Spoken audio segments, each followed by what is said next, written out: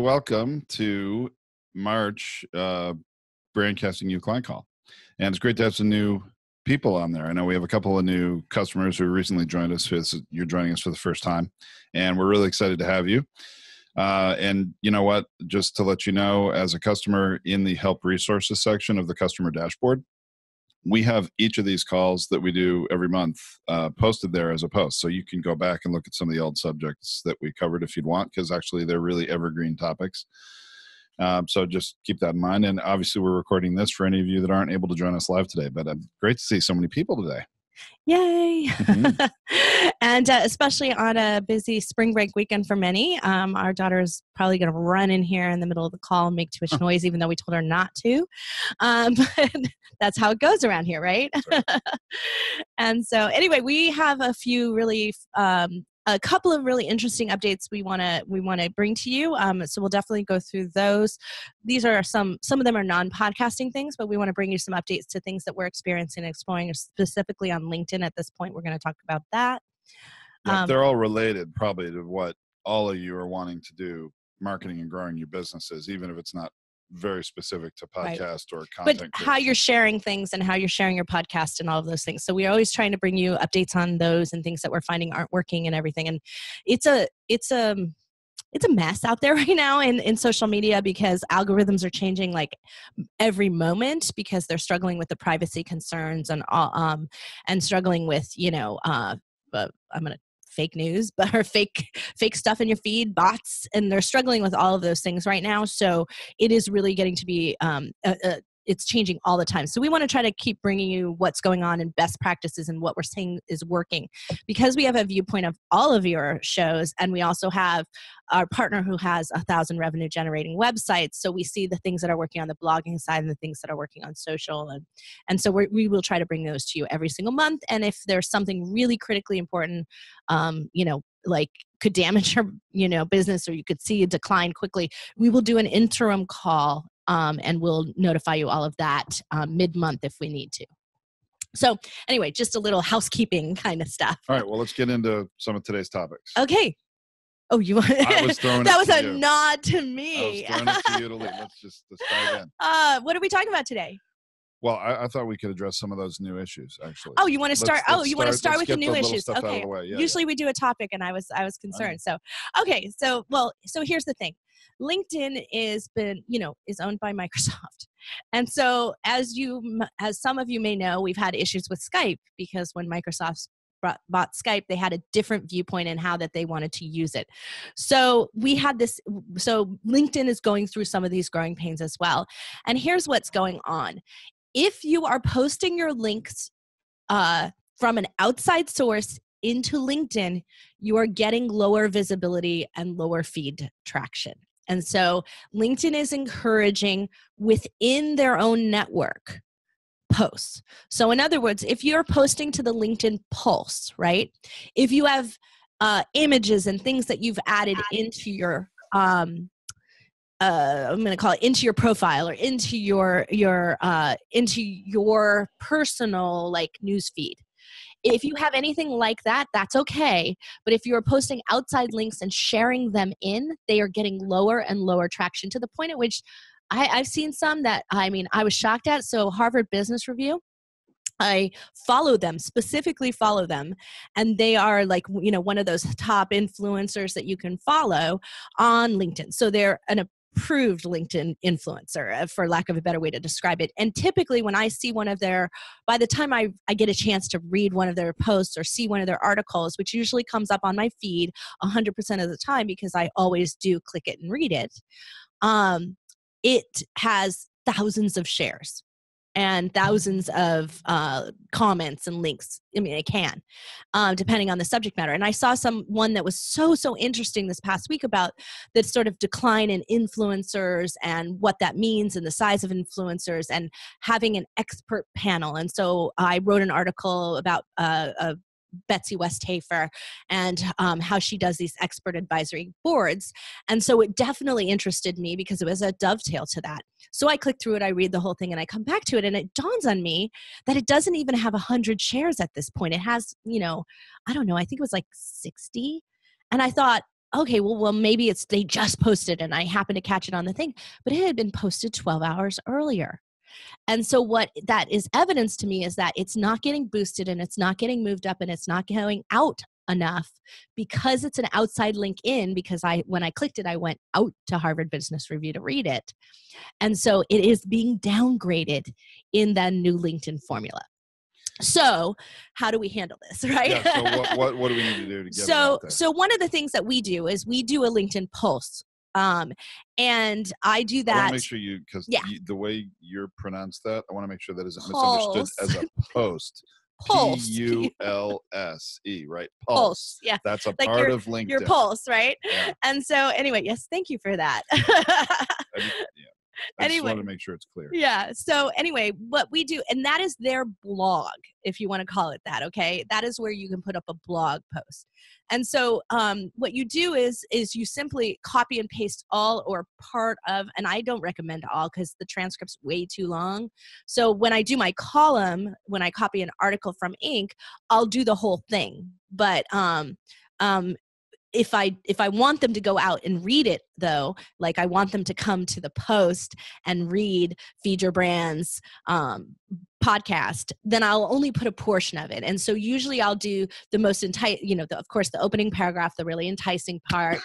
I'll do if there's any video, you can embed video and you can embed photos. So you definitely want to do that. And you definitely want to put your header at the top. Sometimes I'll take the header though, and I won't use it like it says Feed Your Brand in the corner. Like it will just be the image. And then I'll post the header slightly within the article, within the Pulse post. And then maybe I'll do one or two paragraphs more. If there's a guest, maybe I'll highlight the guest's bio, so I'll move that up. But I really don't put much more than 800 words, if you want to think about it that way. It's usually 600 to 800 words total. And so you can see that when you're posting. So and then, when you put it in the Pulse, it's getting pushed out to the majority of what you can do, right? Right. At the very bottom, though, you must put on, please, if you want to see the whole post, if you want to read the whole thing, if you want to listen to the audio, click here, and it sends you back to your website and back to the post. But that's within their post, and link backs are allowed within there. And so what you do is you then push that out and share that because it's from within LinkedIn. And so that's the best way for you to get a higher circulation level on your posts. It's more work, and we're trying to test various ways to do that. The second way, though, after the Pulse and doing this and sharing that, the second way you can do it is to share everything that you would normally share. Like maybe you rewrite the leading paragraph at the top, or you put whatever your social post might have been before, exactly what you would have said before, but you do not put a link to the article or a link to the web page or a link to your podcast. Instead, you just insert and drop in the image as a picture. So you drop in your header image as a picture, and then you put your link as the very first comment. So you post it and then add your link as a comment. And that's the faster way to do it. And typically I'll do that immediately after something goes live. And then a couple of days later, because it usually takes me a couple of days to get around to the Pulse, I'll put the Pulse post as my second share. I want to add one other thing to this little short discussion about LinkedIn. And I know it's not directly podcast related, but I was on the phone with one of our podcasters the day that we learned about this with LinkedIn, and that's Scott Carson. Sometimes he's on with us. He's not on today, but Scott does a lot of marketing on LinkedIn. And I mentioned this to him. It's like, hey, are you doing this? And he uses LinkedIn a little bit different way that I just wanted to mention to everyone that I thought was kind of brilliant in how he does it. And there's obviously no right or wrong way to do these things. I think anybody who's using LinkedIn one way can also do this. So I thought I'd share it with you. He's using LinkedIn, getting connections all the time. He's not really posting things on LinkedIn to get exposure in that way. But what he does is he downloads all of his connections' email addresses in like an Excel spreadsheet. I guess you can do that. So every week and then every month he's getting new connections. He's downloading their email addresses and then adding them to his email marketing campaigns, and because he does a lot of that. Right. You have to send in a very official opt-in, though, the very first time you mail to them, letting them know that that's where you got their email. Otherwise, and you have to give them the immediate option to opt out. Of course, you have to have Sure. opt out on every email that you send, but you must give them that in top level saying, hey, you are one of my LinkedIn contacts and that's why you are receiving this. The other thing that I do is a significant message chat program. I use a service that is doing that in an automated way, and I serve up links to them periodically that I think they will be interested in, because I can search and sort by my connections. Anyone who might be interested in podcasting, or anyone who lists podcast host as one of their titles, they'll get this email, they'll get this message in LinkedIn with this article link. You can send links in messaging. That doesn't change. You can send posts in messaging. You can send shares in messaging. Messaging has not changed. It's just your newsfeed. Okay. So let's switch LinkedIn update. gears to things more podcasting related. That's right. This is going to be very helpful to people that have been podcasting for a while. I mean, it's useful for everybody, but if you're just starting a podcast now and working with us to do that, we're already going to be taking care of this for you. But one of the things that you may not realize, especially if you started a year or two ago, is that at one point your podcast's description on iTunes was limited to a relatively small number of characters. It's like 250 words or something like originally, I think. Yeah. But now they have increased that, and you can have up to 4,000 characters for your podcast description.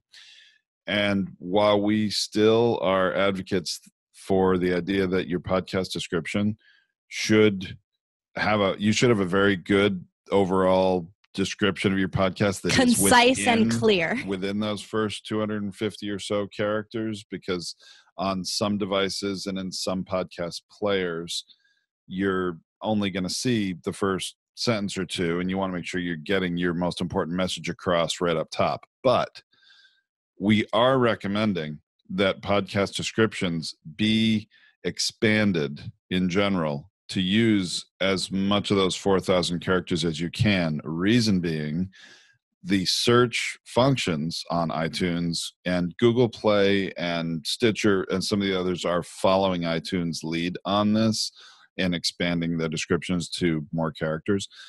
But you really should expand it in order to infuse your description with as many different search terms or things that you think people who would search on in when they go to iTunes looking for a podcast, or they go to Google Play, or they go to Stitcher or wherever, that your podcast would be indexed for some of those keywords and come up in the search. So it's don't artificially pack you. it though. This is not like the old school SEO cramming to your website where you just put a whole bunch of words.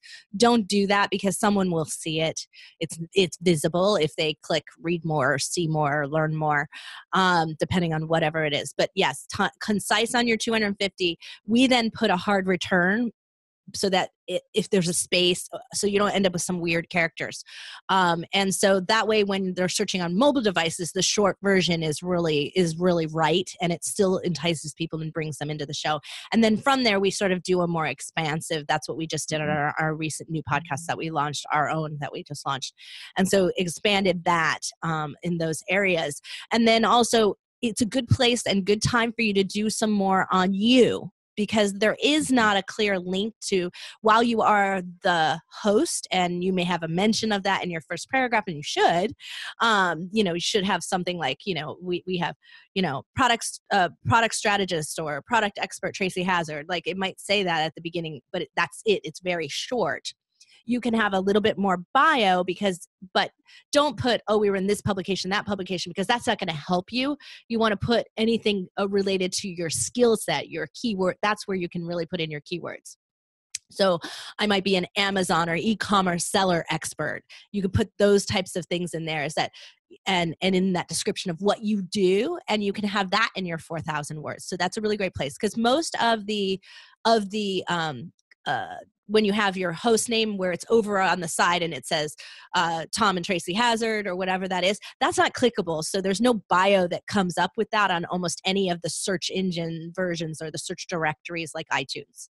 And so you don't have a place to have that anywhere unless they head to your website. And unless it was in this description. So that's a good place to do that and add that piece of information. Add some little bit, you can add about your website. You can put links in. Not every one will show it. I recommend you put the word and then put HTTP colon and put the whole link separately. Oh yeah, so I at would least do they could that. copy that.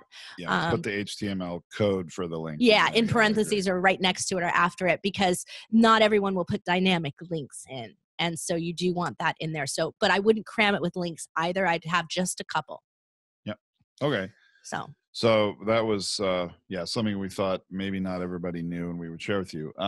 And then we want to talk about a sort of, this is kind of since it's not a public forum, this is private for people that are working with us.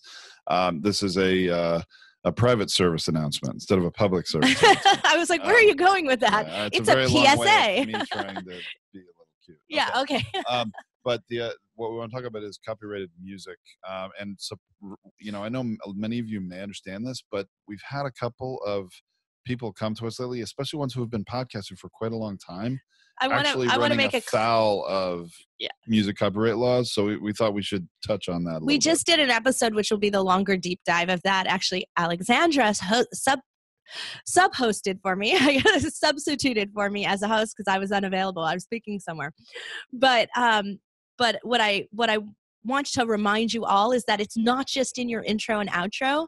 Some of you play music in the background or during your show will turn on music. I've heard it.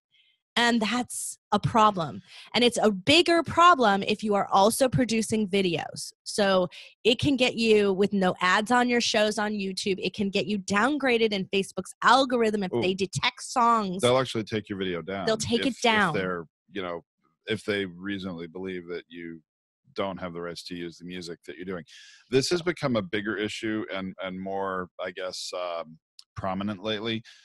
Because a lot of the podcast hosting companies, and we obviously, Podetize is our platform and we are a podcast host, but even Libsyn and SoundCloud and some of these others out there have actual notices, and we know this because we log into a lot of those sites for some of you to post your podcasts, and there have been these big red flag notices warning you that, hey, if you're not using music that you've bought the appropriate copyright for, that if they even determine that this is a problem, they'll take your show down and delist it off of iTunes. So I'm sure most of you are not in that situation, but we've had a couple of people who even were using music for their theme song of their episode that is royalty-free music, but they downloaded it from a website where you have to buy it. And I don't know if they actually bought it or not, but they were using the watermarked version of the clip of that music. The audio marked? I don't know. What is the term for that? So if you get music from there are several stock royalty-free music websites out there that when you listen to the music, because you want to listen before you buy, right? But they'll play somebody saying the name of the website, like royaltyfreemusic.com. And they'll say that every, 5 or 8 seconds behind or on top of the music so that you won't use it without paying for it.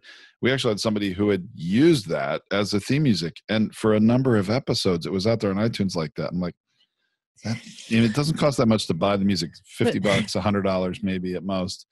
And really no reason to do that. And now that kind of practice, as well as playing copyrighted music in your show, can get your whole show taken down. Right. And we don't want to see that happen. So, if we detect it, we will say something. We also don't allow Steve has a question. I'll get to that in 1 second. We don't allow, that we wouldn't allow you guys on our platform if you were a done for you customer.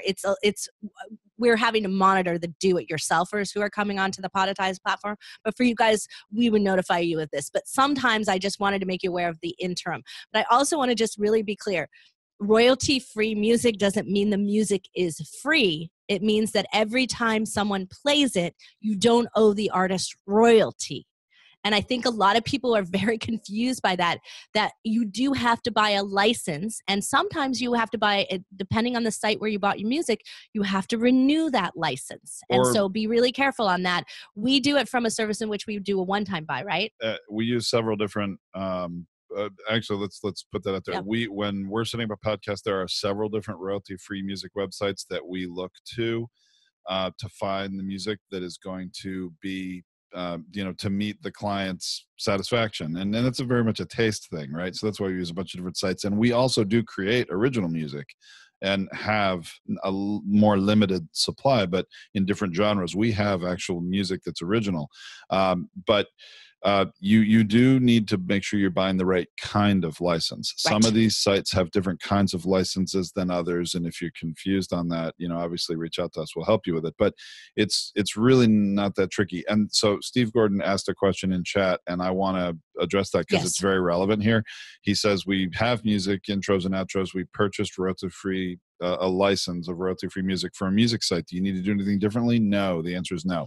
As long as you're check your license. You bought the right kind of license. But if you've bought any license, chances are you're going to be just fine.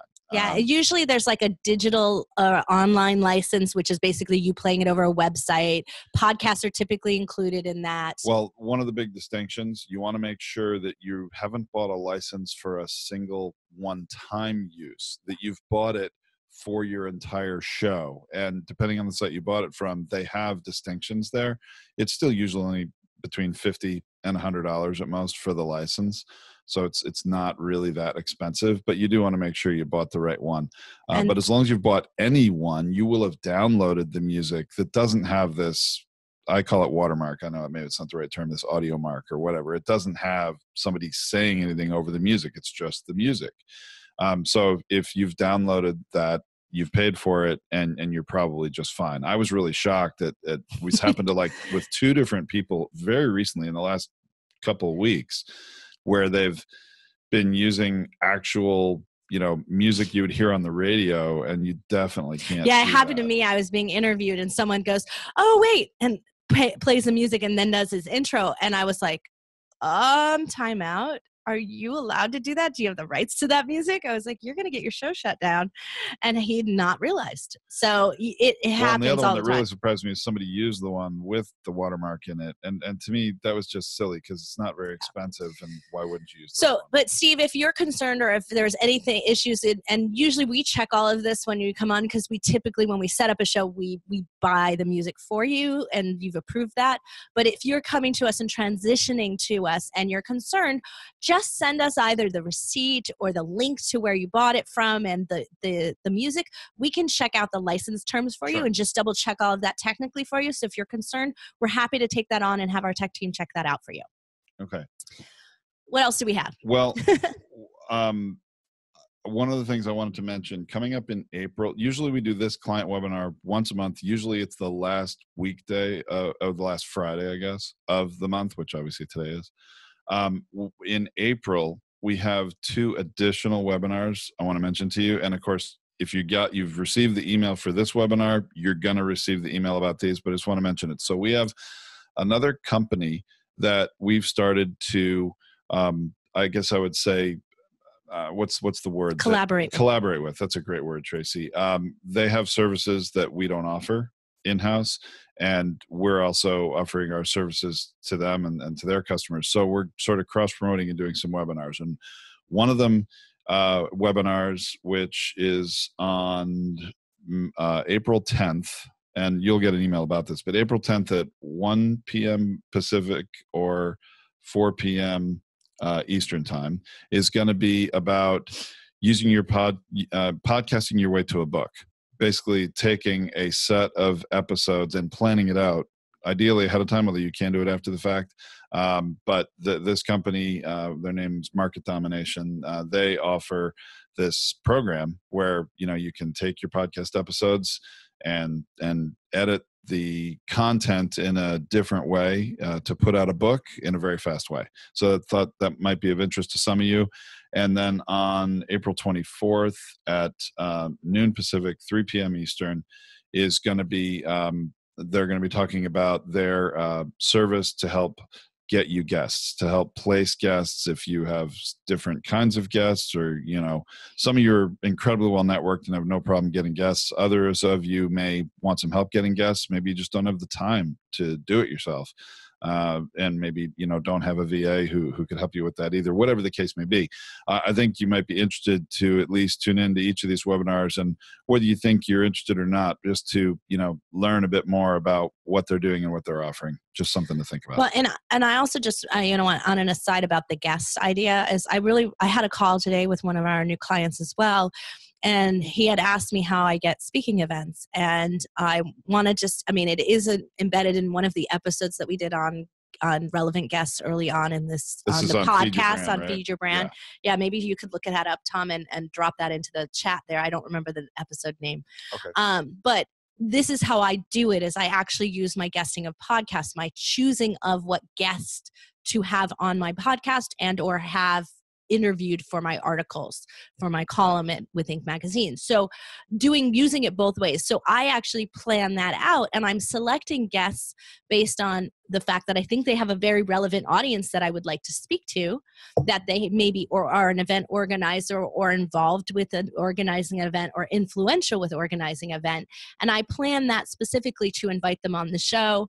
When I invite them on, I build a rapport with them, build a relationship with them, and also, of course, establish by the questions that I ask and the comments that we make, and especially in our intro and out, because that we do a pre, and then we do our interview, and then we do a post. And that discussion between the two of us, when we do those in those places, or when I do it alone, what's happening in there is I'm also further establishing my expertise. So when they go back and listen to that episode, they will hear my framework of why I invited them on the show and how I'm bringing value to our audience. And so we put that in there, and they appreciate that. And so from that, though, I'm establishing my expertise at a level at which that they should invite me to speak. Now, I don't ask them to at that moment, but it typically happens by the end of the call. They'll usually be like, we turn the recording off, and they'll go, so tell me again what you do, and do you speak in other places, and would you be interested in speaking at our event? And this is exactly how I got the speaking engagement for the event that I just did in Las Vegas. And there was 1,400 people who came to the event and 1,000 people who showed up to my speech. And so, and it happened a whole year earlier, was that I had found out about a show that had a relevant audience interest to me, but it was just about to happen. And so I invited the organizer to be interviewed by me. I wrote an article that mentioned this as a place to go for Amazon sellers, e-commerce sellers. And he appreciated that. And at the end of our call, in the end of the interview, I hadn't even written the article yet. He goes, I think you should be one of our speakers. So could I call you after the event and book you for next year? So that was really fabulous. And that really is exactly how it happened. And I was booked a year in advance for that particular event. Now, if they don't offer that up, or they haven't done that, then this is what I do. I send them, they get their ego bait, right? They get their email that says, here's the links, the episode went live, or the article went live. And now, a couple of days after that, I follow up and say, hey, I hope you got that email from my team. I hope you had a chance to read the article or listen to the podcast. And I just personally wanted you to know that, when you were on the show, or when we were doing the interview, you had mentioned that this was one of your challenges. And I just wanted you to be aware that there's a white paper, there's an article, there's a video, there's this on solving that problem. Because I've dealt with that before with some of my clients. And so I wanted to make you aware of that. So it's something brilliant that you've done, you've written, you've spoken about, or whatever that might be. And you share that with them at that moment. And that's how I do it, simply. And at that time, if they haven't listened to the podcast or haven't read the article, they will do it. And they'll usually click the links there and all of those things. And what they'll also do then at that moment is thank you for putting out a great episode, putting out a great article. And they'll usually follow up and say, hey, what can I do for you? And that's your opening to say, I'm looking for speaking events that do this, that would get me in front of this audience or do that for me. So I just wanted to make that clear, that there are some times that we use guests to increase our backlinks and our credibility and our influence. And there are some times that we are using them to build our business and increase our sales and increase our access to our targeted audience. And that's one of the great ways to be using your guest interviews. And so if you have that kind of project, that's the perfect project to send over to a company to help you achieve and say, I want someone who has events, who does this, who does that, who might have access to these type of people, and be very specific when you use them rather than just say, hey, get me big high profile guests. That doesn't always serve you well. Great. So, anyway, all right. Little mentorship session. So I don't have any other specific topics for today. Did you, Tracy? I don't think so. I don't think there was anything else going on out there. There's a lot of circulation. To, if anybody has any additional questions on anything related to podcasting, content you have creation. to unmute everyone if you want to open that up. You would want to just message in the chat if you're interested. Some of them cannot if they're driving. Oh, well, I mean, if they're driving, sure, I guess they can't. Well, I was if they're in the car. If you message us that you have a question, they want to review the LinkedIn guidance again. Sure, here, okay. We can unmute Deanna for a second. See, hold on. What specifically? Hold on. I thought I did it, and then I didn't. She may. There yeah. we go.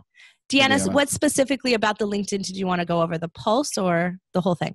Sure. I just wanted to make sure that I had it correct. Okay. So basically, the two recommendations you're making for us if we're putting our podcast up, which is one of the things I was starting to or intend to start doing. Yep. To either post it in the LinkedIn Pulse, and within that, we can put most of or a good portion of the podcast, but not the whole transcript. And we would just do read more. And there's where we could put a link to the actual podcast, correct? The blog post on your site is what you would want to link to, yeah. The blog post on your site. Now, here's the thing. I have been unsuccessful at putting any kind of audio track player into the Pulse. I have tried, and I'm hoping, I keep checking it out and trying again, but I've been unable to really post an audio file. They used to have an ability to do it, and they took it away. But you can post videos because Adam's videos are there. You can post within the post. You can insert the YouTube video. And remember that a video view is a video view no matter where they watch it from. So you can do that as well. I would put word post at the beginning before you insert a video, because otherwise you'll have a header, because it's automatic, a part of it. You can't change that. You have a header, then you'd have a paragraph or two, and then the video. Or put the video at the end. And so that's something else that you can do as well. Okay. And so the other alternative you offered was to basically copy some of the post and then drop in the header image. If you had clicked the share button, okay, some amount of copy is going to show up, right? And so what post would you have written if you had clicked share, right? What would you have written there that might be personal, or that might be why you're sharing it? And it's not just a read, find our podcast or listen to our podcast. It's usually a comment about why it's relevant. And so whatever that normal post that you would have made, that's what you just put, a sentence or two. But the real important, distinction here that we didn't realize till just recently, and because it had changed also, is that if you're just going to put it out as a LinkedIn post in a normal sense, in your feed, your profile, whatever, and not in the Pulse, it's not going to get much exposure at all. It's not going to get. You know what? Out. I could do this really demo quick if you wanted, Tom. So if I don't know, do you have to give me control? That's a good question. Yeah. I think you have to give me control. I can share my screen, but you have to let me. Here we go. You think you request it, don't you? And then I allow it. Actually, you're already doing it. Okay, you're great. Yeah. So normally here, I might go to feed your brand. Okay. And I might, by the way, using a lot of bandwidth, it's slow. It's because we're on Zoom. And so I might go here and then pick here, I'll just do it from here. So I'm just going to pick the link. And so this is normally how I would share it, right? Oops, that did not work. I hit some button I was not supposed to. I would normally do, now you all are getting whatever my copy and paste is. That did not work. Save link as. How about save link address? I don't know. Maybe. Yep. It's not doing that. Okay. I'm totally messing up. Here, we'll do this. What? We'll just do this. That would be easier. Okay. So whatever it is, you would share it and you would go, hey, here's my page. And then this box will pop up with the preview of whatever that is, right? And then normally you delete that and then you type, please listen to my podcast, right? And so when you would hit post, someone would click that and they'd go straight to the article or straight to the post and head out of LinkedIn. And that's what they want to prevent. So now I would listen to my podcast. I might take an image. Do I even have one? Here, I'll just put an image of anything. Don't waste a lot of time. Yeah, I'll just put this this is my image. I would be listening to my podcast. Well, I would put maybe something not much nicer like, hey, hey, if you're looking for the hottest new color on the market today, it's this silver color. I might write that there. Yeah. And then after I post it, I would go down into the comments, and from that place, I would put the link actually to the article. That's the only way you can do it now. Yeah, that's the best way to do it.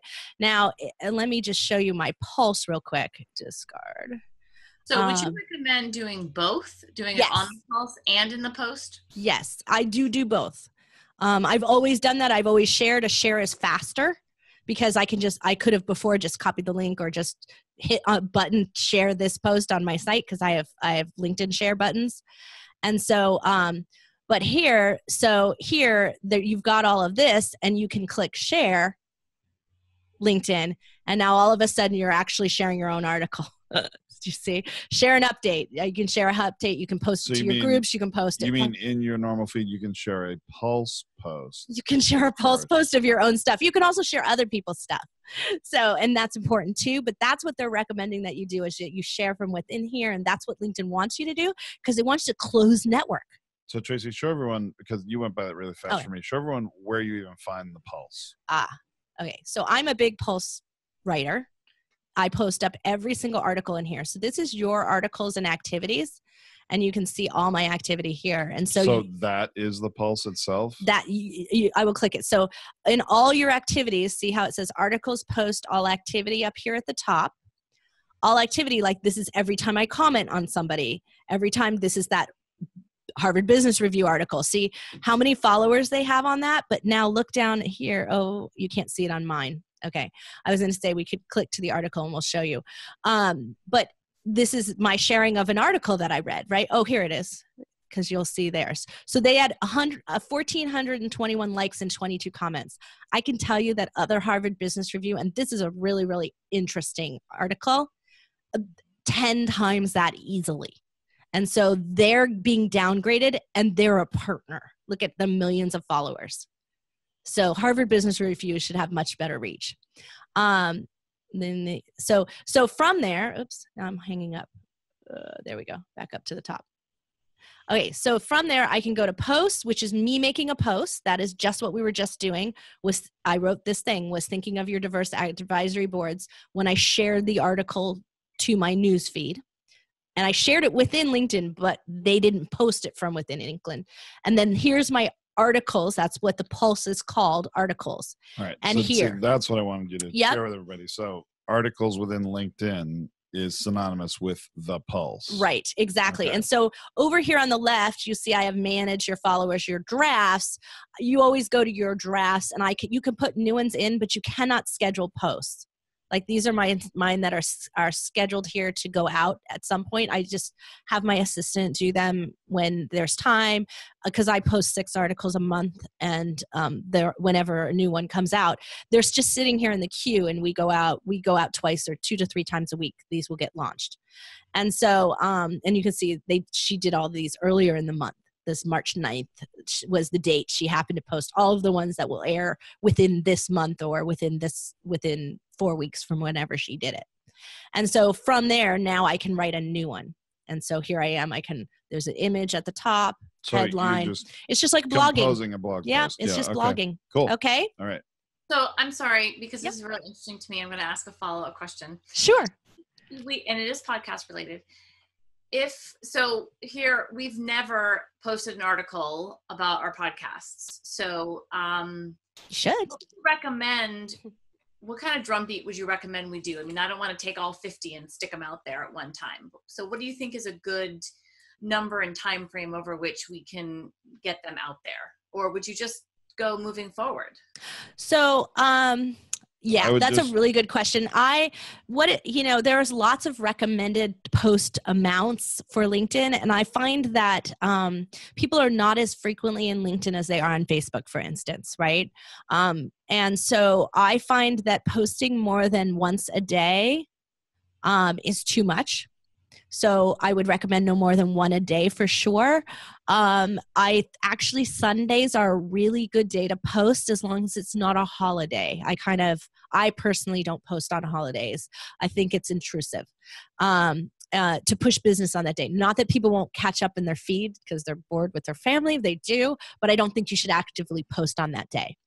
And then I always make sure I have one on Friday, because people will catch up over the weekend as well. So Sundays and Fridays are kind of the days that I do it. I take Saturdays off, and usually Mondays. I don't post on Mondays personally because I find that's the day people are just inundated by their email. The readership is low.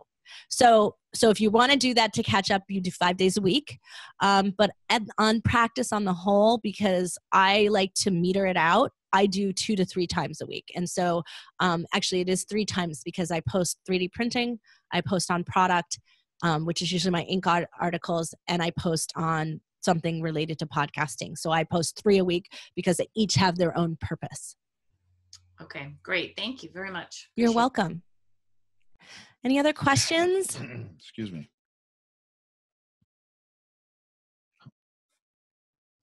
All right. We'll wait another minute. If there's no other someone's typing questions being typed in the chat, then we'll end it for today. Sometimes these calls go a little longer. Sometimes they go a little shorter. It just depends not only how many questions we have, but how much of a deep dive we're taking into a specific topic. Today was a little different than we've done in the past because we had 3 or 4 different lots of little housekeeping things that we thought we should share with you. But it changes month to month. All right. I don't see any other. Oh, here we go. Oh, no, that's just a thank you. Okay, you're welcome. We will. Thanks so much. And yes, and as always, you guys have access to Alexandra, and she's happy to answer questions. She's also happy to take topics for the next call. If you have something that you would like us to mentor you in, deep dive, it doesn't have to be about podcasting. It can be like we just talked about, how you handle the sharing of things, how you handle the social media, the organization of things. And if we're not an expert in it, we'll bring someone in to talk to you. Yeah, sure. So happy to do that. We have lots of people who are on our platform who are experts in their own areas. So thanks again. You all have a great, hopefully you're getting on spring break like we are and have a little time off. If not, enjoy the weather, because hopefully it's going to be good all around the country for a change. So take care, everyone. Okay. Bye. Bye.